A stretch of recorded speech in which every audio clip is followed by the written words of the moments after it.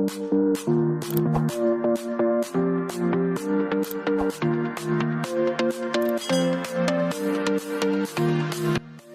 नमस्कार साथीहरु, आजको भिडियोमा बताउँछु तपाईहरुलाई कि चार्जमा लगाउँदा आफ्नो फोटो कसरी हेर्न सक्नुहुन्छ। त्यो हेर्नको लागि सबभन्दा पहिले तपाईहरुलाई एउटा एप्लिकेसनको जरुरी पर्छ। त्यो एप्लिकेसनको लिंक म डिस्क्रिप्सनमा दिइहाल्छु, तपाई त्यहाँबाट डाउनलोड गर्न सक्नुहुन्छ इजिली।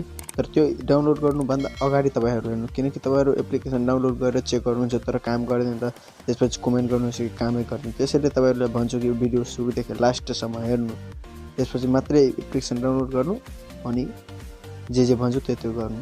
हेर्नुस्, भिडियो सुरु गर्दैछु। सबभन्दा पहिले तपाईहरुले एउटा एप्लिकेसन डाउनलोड गर्नुपर्छ। त्यो एप्लिकेसनको नाम हो ब्याट्री चार्जिङ फोटो एनिमेसन। त्यो एप्लिकेसन ओपन गर्नुस्। ओपन गरेर तपाई फर्स्ट यस्तो इन्टरफेस हेर्न सक्नुहुन्छ। त्यसपछि यहाँ क्रिएट इमेज छ नि, यो क्रिएट इमेजमा क्लिक गर्नुस्। क्रिएट इमेजमा क्लिक गरेर यहाँबाट दुईटा अप्सन आउँछ हेर्नु, यो दुईटा अप्सन आउँछ। तपाईले क्यामेरामा दिनु छ कि ग्यालेरीमा, म ग्यालेरीबाट एउटा फोटो चुज गर्छु अहिले।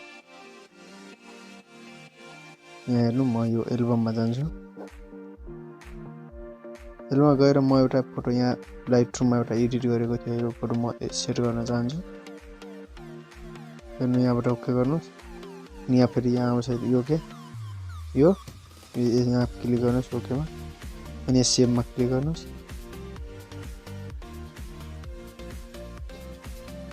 हेर्नुस्, यो फोटो सेभ भयो। यो यस्तो एरो आउँछ चार्जमा लगाउँदाखेरि, यहाँबाट टिक गर्नुस्।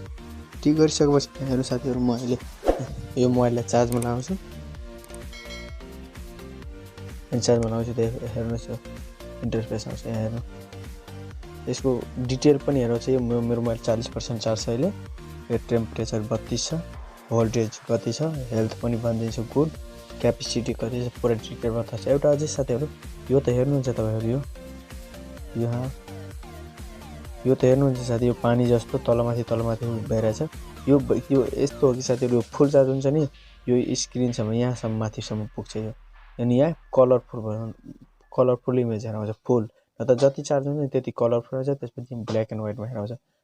साथीहरु, तपाईहरुलाई यो भिडियो राम्रो लाग्यो भने प्लिज च्यानललाई सब्स्क्राइब गर्नुस् अनि भिडियोलाई एक लाइक गर्नुस्। धन्यवाद।